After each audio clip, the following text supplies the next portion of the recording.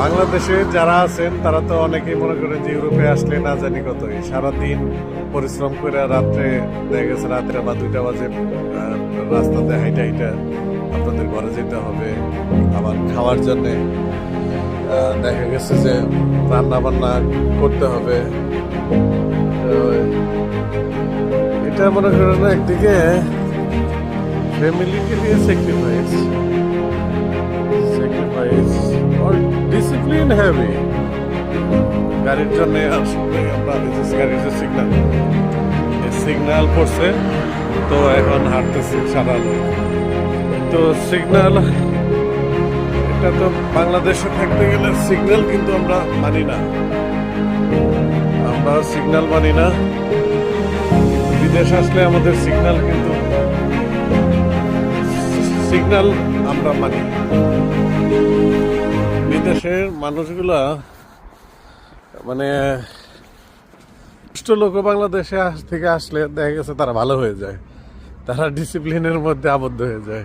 আবার কিছু আছে ওই যে আছে না যে অনেকগুলা লোকের মধ্যে 1-2টা লোক খারাপ হয়ে যায়, তো ওই রকম আর কি। তো কাজ শেষে রাতে যখন বাসায় ফেরা হয় তো আর সময় থাকে না, কারোর সাথে কথা বলার এনার্জি থাকে না।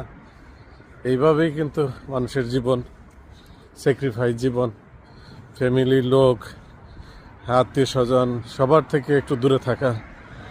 বিদেশে আসলে যে সুখে থাকা, ভালো থাকা সেটা কিন্তু না, ডিসিপ্লিনের মধ্যে থাকা একটা অন্যরকম। হ্যাঁ, সবার থেকে একটু দূরে থাকা, মনের মধ্যে সবার জন্য একটা হাহাকার থাকে, হ্যাঁ সবার জন্য একটা ভালোবাসা ভালো লাগা থাকে। কিন্তু দেখা গেছে যে আসলে সব ফ্যামিলির জন্য স্যাক্রিফাইস, পরিবারের জন্য স্যাক্রিফাইস। মানুষ তো আসলে বিদেশে আসেন, অনেকের স্বপ্ন যে হুটহাট করে কোটিপতি হয়ে যাওয়া, আসলে সেটা না।